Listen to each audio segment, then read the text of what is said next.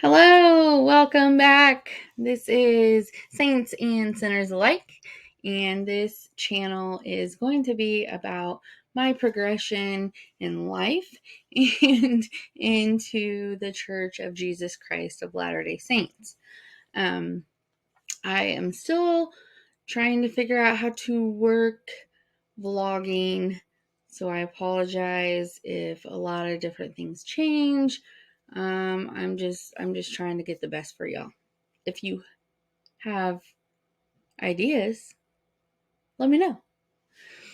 Anywho, um, the app I'm using now is gonna allow me, I think, about an hour before it stops recording. So we're probably gonna have to do this in 2 to 3 parts. But it's all necessary to understand where I got to, if that makes sense. I hope that makes sense.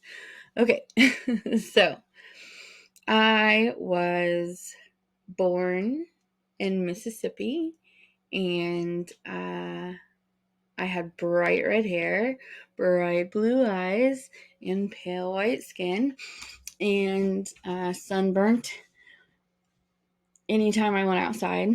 So I was the weird kid that had to wear like long sleeve shirts to go swimming and hats, and it was horrible, right? But I don't remember a whole lot about Mississippi. I do remember certain instances, swimming in mud holes, uh, walking next to water, and everybody screaming to me that there was a gator in there. When I was 2, I jumped into a pile of fire ants, and they swarmed my body, and I had to be taken to the hospital. I don't remember the pain. I just remember like the moment right before I had a pail and I had a shovel, and I was gonna go do stuff in the sand, and yeah, I remember like this was a bad mistake. Mistakes were made, right? So I went to the hospital for that. I remember eating lots of shrimp. I love seafood to this day. That is from my dad. My dad is Cajun Creole. You know, everybody likes to call him Boomhauer because nobody can understand him when he speaks. It's quite funny. I also remember him with a red Jeep, and we were on the river, and we had a really awesome dog named Dude, and he would throw the tennis ball across the river. Dude would swim, go get it, and come back. And Dude was just really good with me as when I was a child. So those are the things that I remember about Mississippi. Then I got moved up to Illinois, which is where my mom's family is from. My dad's is from Louisiana, Mississippi area. But we moved to Illinois, and I remember being made fun of because I spoke with a southern drawl, and I would say things like, yes, ma'am, no, ma'am, and I would just get picked on relentlessly. So I just went mute. Unless I was in front of people that, I was comfortable with. A lot of people just thought I was shy. I mean, I can be a little bit, but really I'm extroverted. But because I was made fun of, I, and not until I started talking like a Yankee was I accepted. So, yeah, my dialect definitely changes where I go in the US. So, I remember coming to Illinois, and my mom's dad sold my dad the house that my mom grew up in, which was his house, And my dad is a carpenter. And so he had decided, okay, we're going to buy this house, we're going to remodel it. And I'm not sure if he was thinking about more kids. I'm not sure. Anyways, I remember him remodeling it quite fast. And my dad was my best friend. I loved my mom. Love my mom. But I always felt like she was the one to discipline me almost. Unless, I did something really bad or something. But I would have rituals, right? So when I was 3 or 4, I would take the Tupperware out of the cabinet and place it around the house to where I thought it needed to be. And my mom would go behind me and be like, oh, she keeps leaving stuff everywhere, and putting it up. And I would be so mad at her. Like, no, that was that thing's spot, and I was mad. And so I'm sure that was very hard to deal with and very hard to understand. I had a table, like a, what is it called, little tykes or whatever table, and I would flip it upside down to where I would sit in the middle, and then the four things, the four legs would go up. That's how I liked my table. I didn't want to sit on it any other way, sit with it any other way. That was also strange. I used to draw with my feet, my toes. I would write and draw with my feet. I don't know. I was a very strange child. Looking back now. Anyways, I was in pre-K during this time, and I think when I speak about the traumas, I'm not going to give you a trigger warning, just because I'm going to do that probably in the comments of the video. But we're gonna go through some and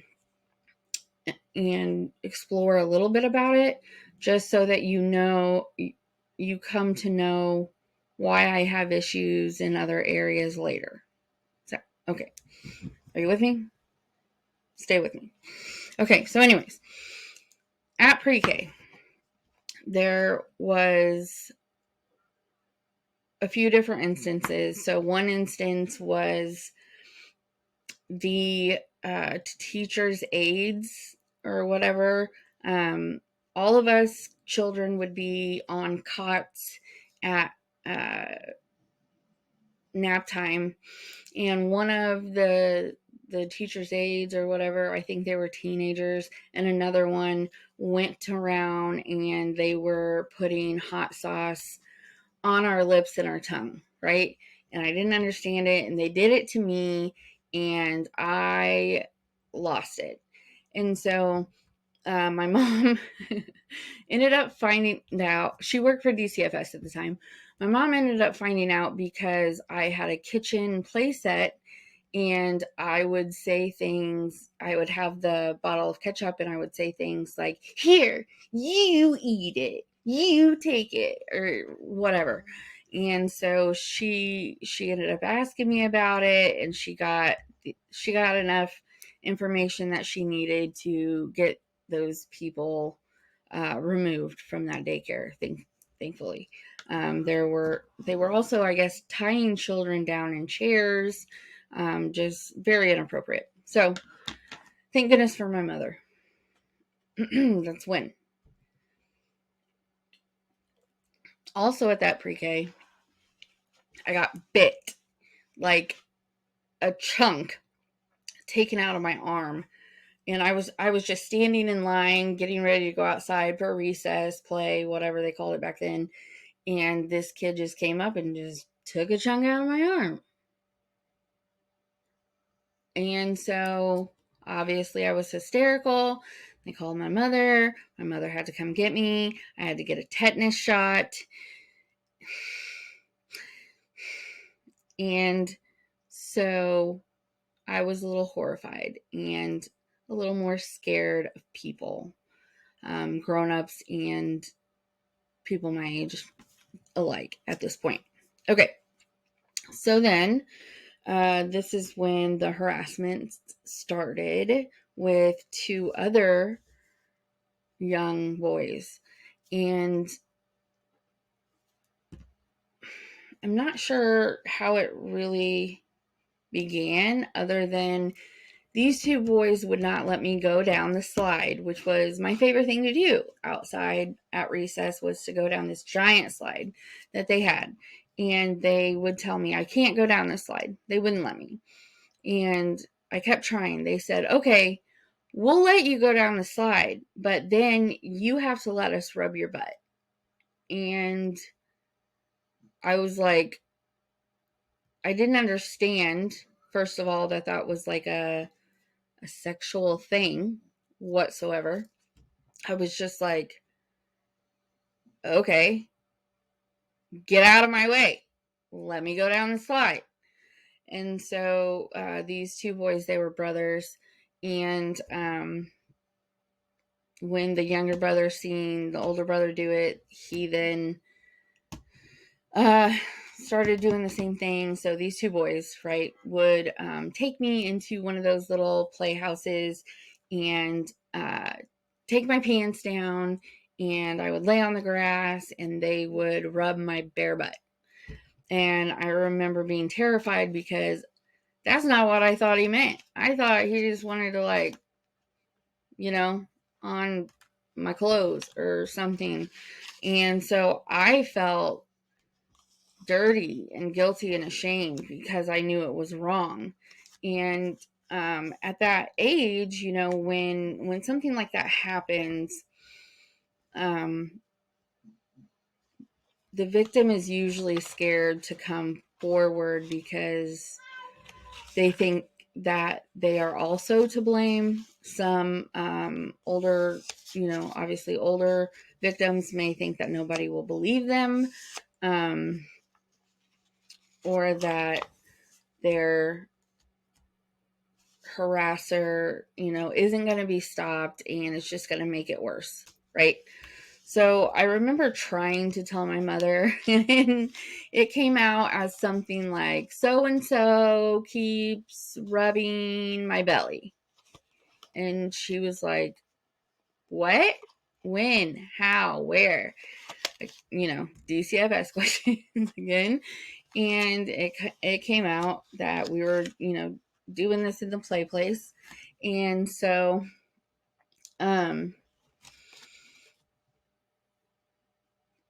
school teachers came and found us one day. And so thankfully that ended that. But for the rest of my small town life in that town, the oldest boy was in my class and he bullied me relentlessly all those years. I was still a victim. I was still scared to speak up, to stand up for myself. When he was bullying me, I just shut down. And it was very sad.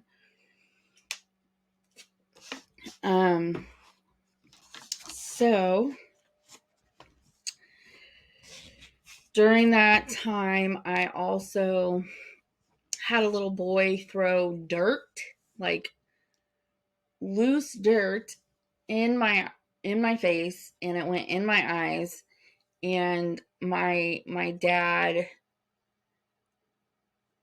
somehow got to me and picked me up, took me home, and with a Q-tip he had to literally dig all of this dirt out of my eyeballs. And that was terrifying.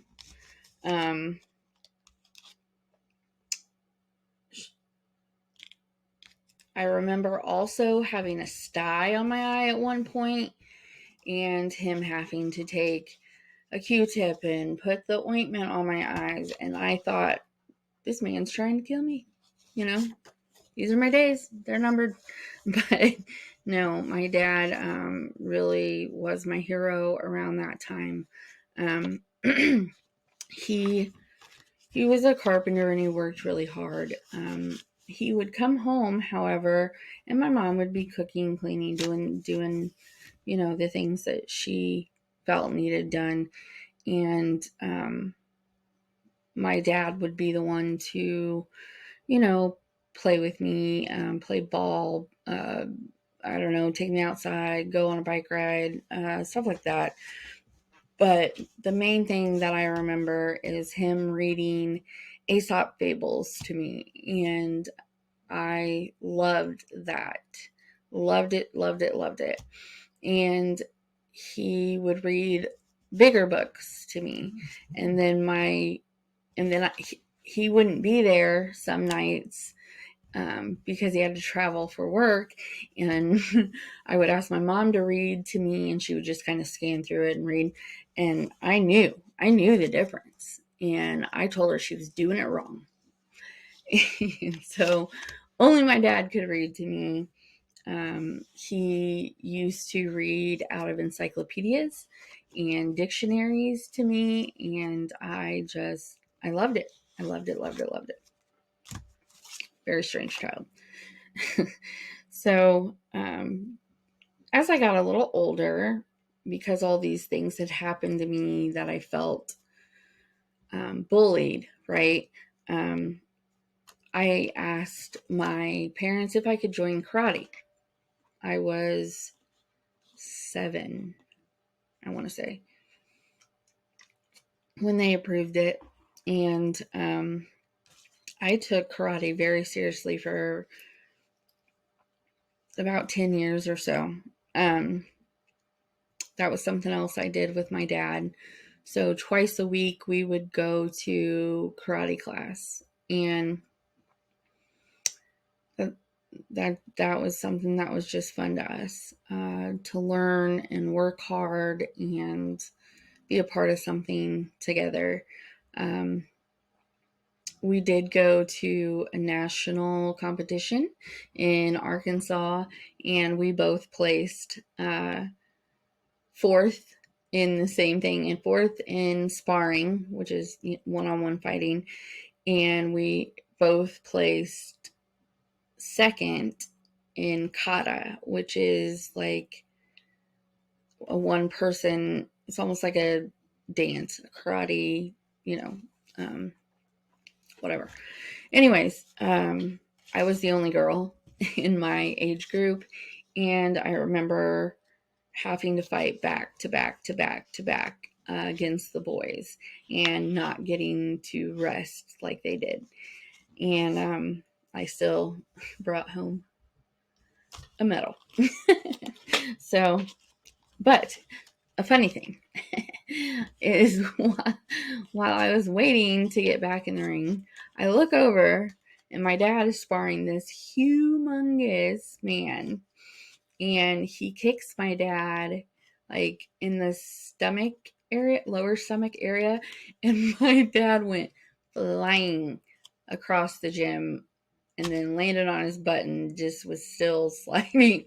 And I was just like, is my dad okay? But yeah, he got his butt handed to him that day. Yeah. I remember in 3rd grade,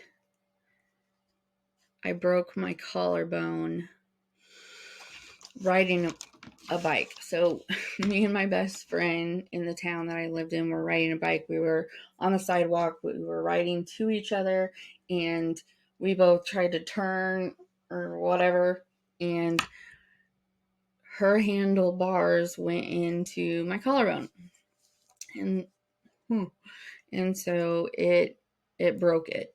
And for however many months, I had to wear a brace that like went around me and like velcroed in the back to where I had to walk like this. And for months in a school that I had been being bullied at, it was torture. Let me tell you. Anyways, so life gets a little better. I start, making more friends. Boys start liking me. I don't know. I don't really have a whole lot there besides just making it through to junior high. So I started soccer, and so I was in soccer every year, and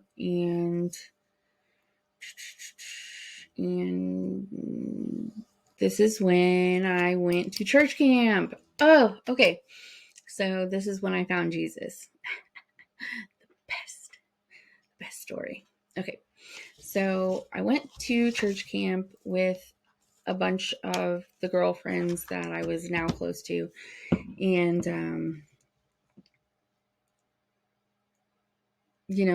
at first I thought, oh, it's a camp. We're just gonna do fun things and be around a bunch of kids and be away from parents, and it's gonna be great. Well, I quickly found out that Jesus had another idea. So the very first night when we were fireside by the campfire,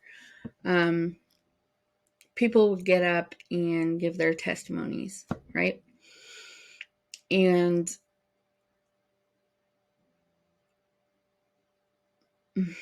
my spirit just like goosebumps. My heart was so full. It was so warm and loving and happy. And it just knew that this is the truth, And so I wanted to learn more. And the week that I was there, I was able to learn the gospel. And it completely changed my life. Completely.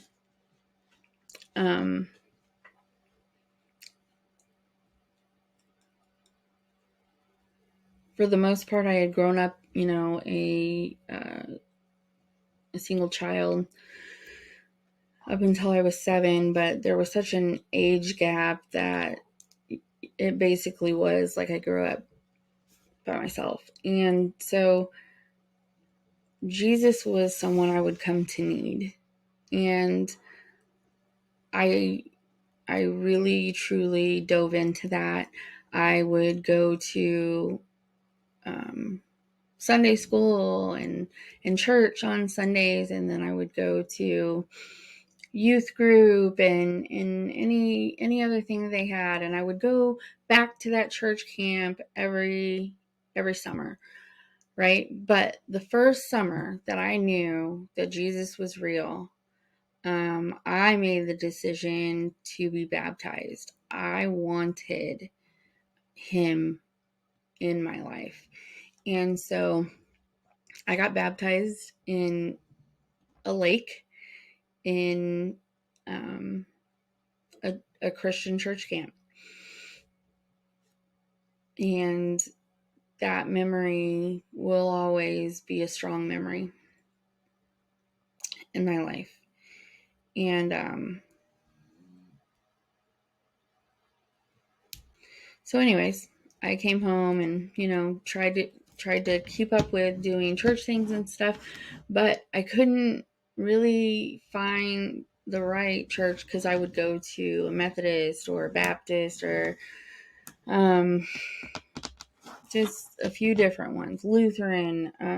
Nothing really fit with how my spirit felt, I guess, until I found a non-denominational church. And that was the closest thing I had. And see, the youth pastor was a great preacher, but when preaching the gospel, it only got to the part of, Jesus died for our sins, rose again,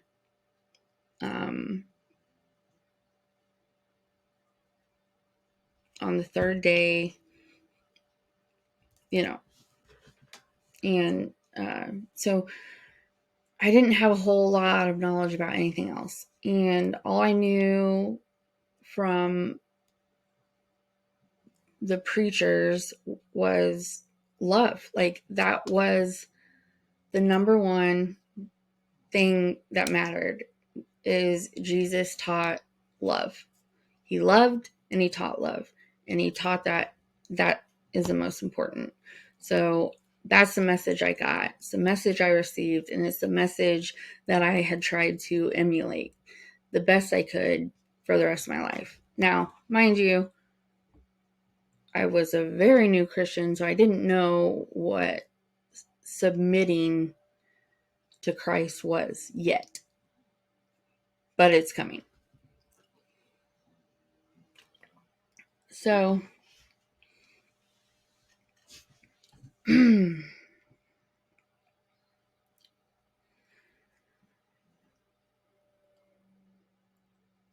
I got back from church camp one year. I was 14. Okay. And I think this definitely was a test for me and my faith.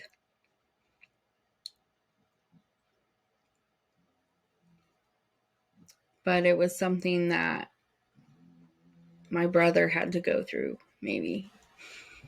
I wish he never had to go through this. This is definitely the time I realized how much I loved him. So he was on an all-star baseball team. He was one of the smallest, always has been. He was supposed to be up to bat, but somebody was in the batter's box practicing, and Brandon didn't, that's my brother's name, he didn't realize he was supposed to be batting. So when the coach was like, "You're supposed to be up there," he just took off running, right? Well, he ran into a very large and year older boy that was in full swing in the batter's box, and it hit him right here. And so when he got hit, everyone went silent. My dad and I were the first ones on the field. My dad and I were screaming, "Call 911, call an ambulance." We were looking at my brother. As soon as he lifted his head up, blood just gushed everywhere. I was terrified. I was so terrified for him. The ambulance got there. They strapped him down, and took him in the ambulance. My mom followed in her minivan, and I was making her speed. By the time we got to the hospital, he was still laying down on that stretcher board, and he was tied down. He couldn't move his head or anything.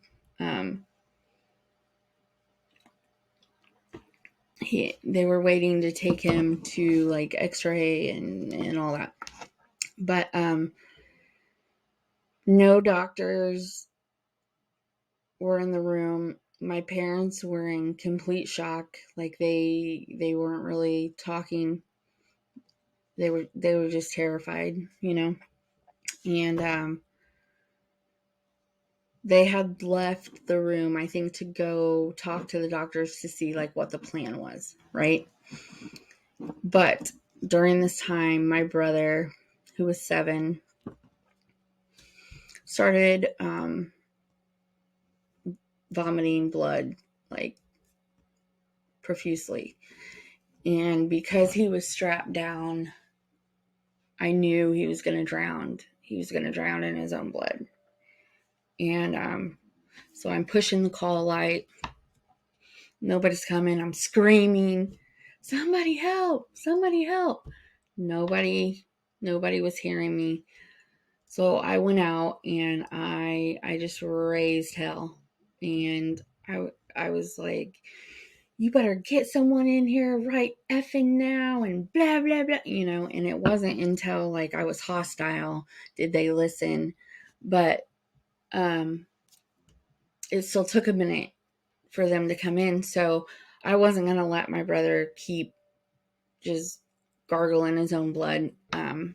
So I lifted the stretcher thing, the board that he was strapped to, and I just pulled him over, and he just vomited blood all over me.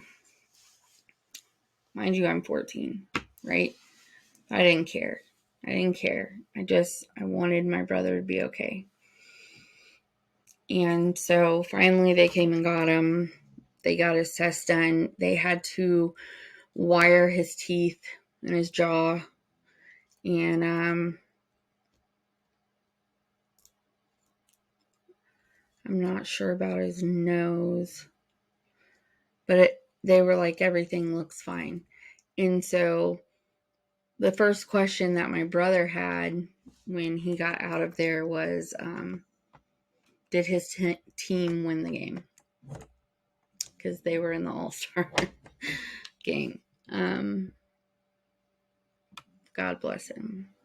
He had such a good heart. Has such a good heart.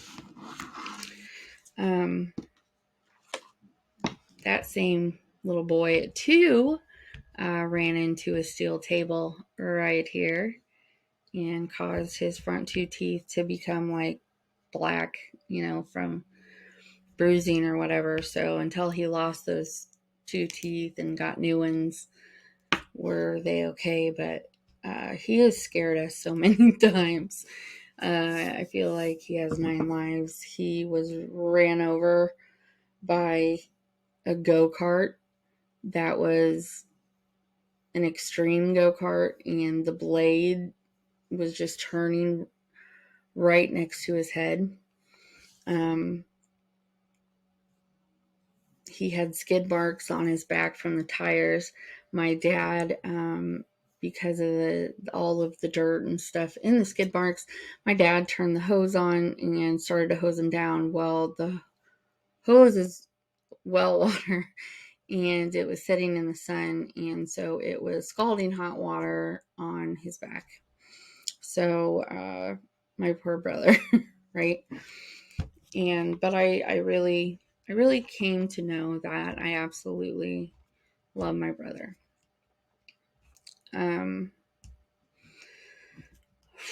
Around this time is when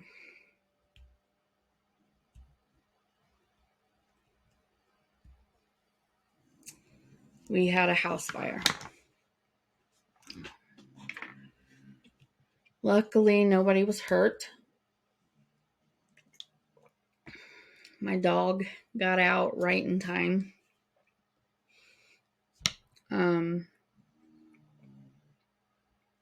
Nothing like burned to the ground, but everything was smoldered, so it was completely damaged. I don't think we saved much of anything. But like my pictures, my corsages from homecomings and prom, and just all kinds of sentimental things. Stuffed animals, stuff that you just can't replace because of the memories, So we had to move temporarily into a house that was in the town that my school was in, because I lived in a village, not an actual town. So when we moved there, It was easier for me to see my friends, and I loved that. But I know that the house fire put a lot of stress on my parents. My dad remodeled that whole house and was pretty much done with it when that happened. So then he had to remodel it all over again. Excuse me.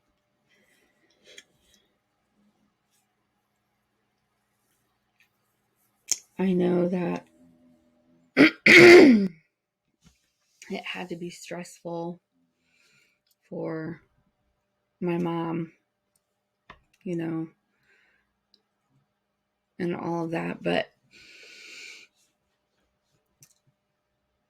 I, being the teenager I was at 14 years old,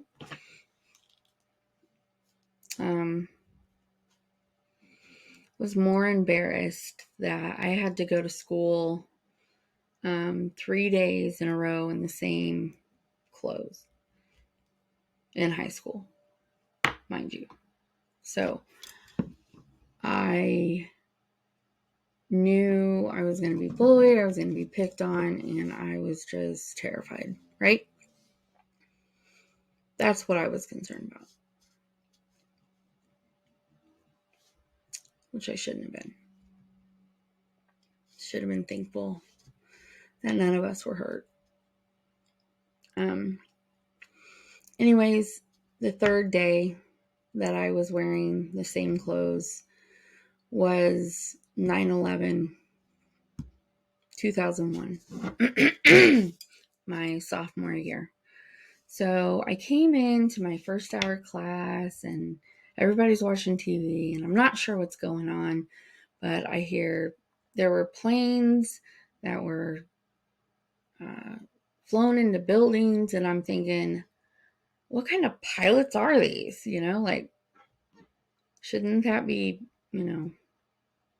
aviation 101? Don't hit things? I don't know. That's how naive I was.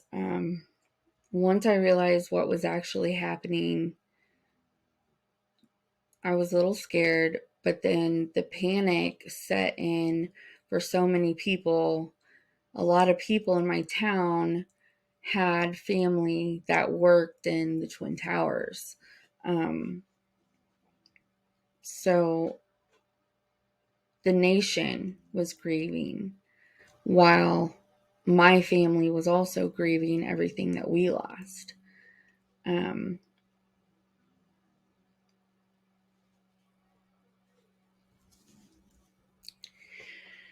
but we grow up and we went back to the house as soon as, it was safe and everything. And my mom decided she's going to start a home daycare so she can be at home with us and it wouldn't be so hard on her. The work that she was doing for the state was just too much for her. And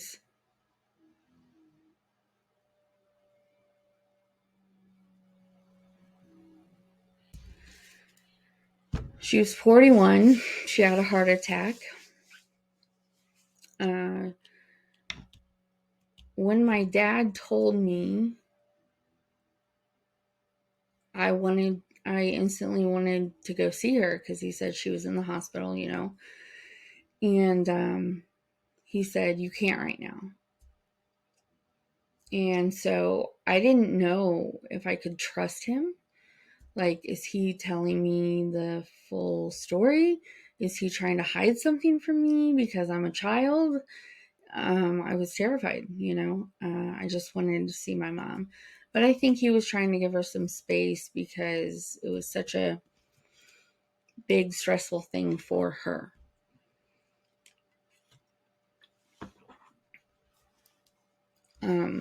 However, when she came home, the house was just trashed. us being kids and irresponsible kids, and then my dad just not caring. It broke her heart. Really broke her heart. So this is around the time my mom and dad start having major issues. My dad's drinking starts just getting more and more prevalent. And my mom's weight just kept gaining from the stress, from the depression. She wanted to sleep a lot. And my dad would call her lazy, and he blamed her for her heart attack because of her weight. There were just many issues. My mom started talking to someone online. Some man. She ended up meeting up with him because he made her feel beautiful. And my dad was neglecting that part. And so my dad finds out, and they finally decide to get divorced. My dad was bitter for a very long time. And my mom was just heartbroken for a really long time. They were high school sweethearts. They were married 23 years. They waited 7 years to have me, and another 7 to have my brother.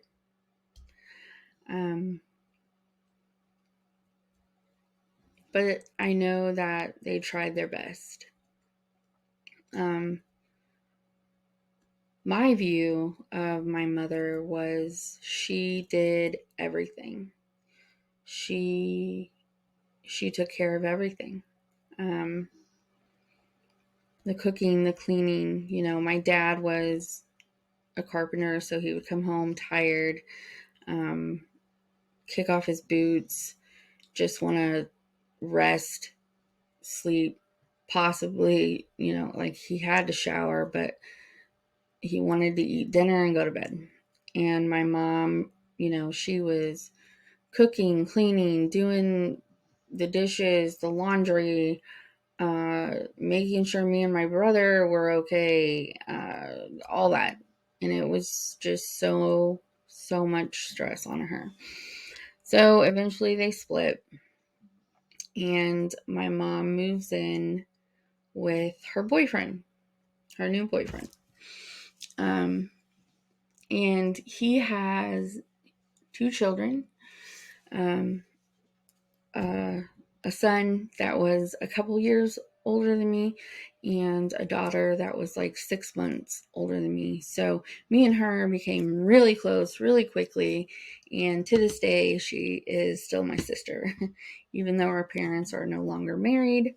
I think that lasted 3 or 4 years, maybe, I don't know. Anyways. So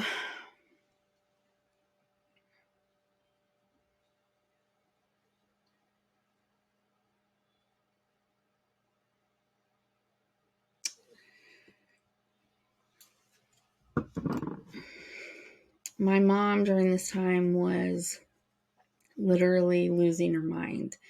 And when I say this, I'm saying this seriously. Something was wrong. Something was off in her brain, and they were trying medications.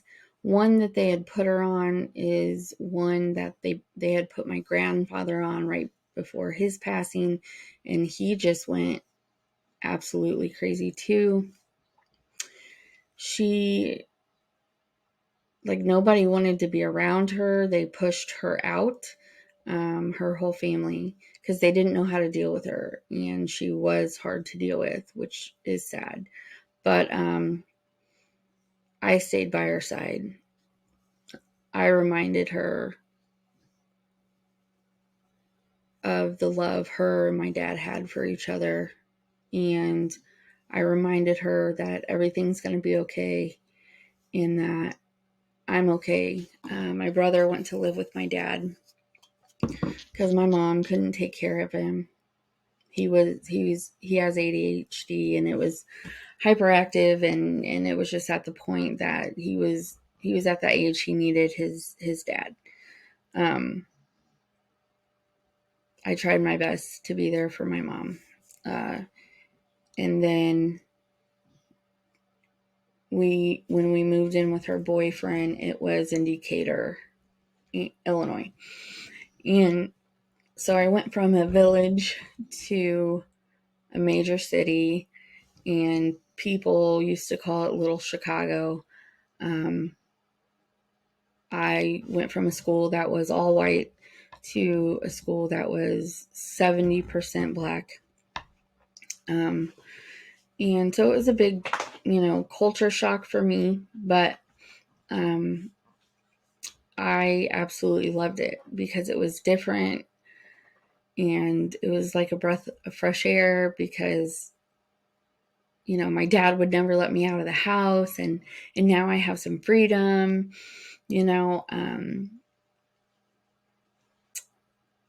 My sister was captain of the cheerleading team, and her boyfriend was captain of the basketball team. And then my older stepbrother, he was a bad boy, and he was friends with everyone, and all the girls loved him. So I kind of hit the lottery there with popularity because I just fit right in. And so we had a wonderful time partying and doing bad things that we shouldn't. When I moved schools, I didn't have enough credits, so they said, right, at the registrar said I didn't have enough credits because in the town that I came from, we had 2 study halls to do our homework in, and in the city there are 8 straight hours of classes. And I don't know if you know anything about Asperger's or autism or even ADHD, but there's no way that I could compartmentalize 8 subjects and care at all, especially when they told me I was going to have to retake my junior year, even though I was on the honor roll. So I quit caring about school. Clearly, I only went for the social aspect for the boys, and I would sleep in class. But I started skipping class to go party. I was smoking weed and drinking and just doing things I shouldn't be doing, My curfew on weeknights was 2 a.m. So I got away with a lot at this time. I did get charged with intoxication of a minor. My mom had to come pick me up from the police station. She was so mad until she seen me, and then I was pathetic at that point. So she felt bad for me. So I'm going to end here as this being part 1 of my history. And please just be gentle when you judge me or others. I have already forgiven everybody. My bullies and parents, friends, anything that's happened. So, until next time, see you later, saints and sinners.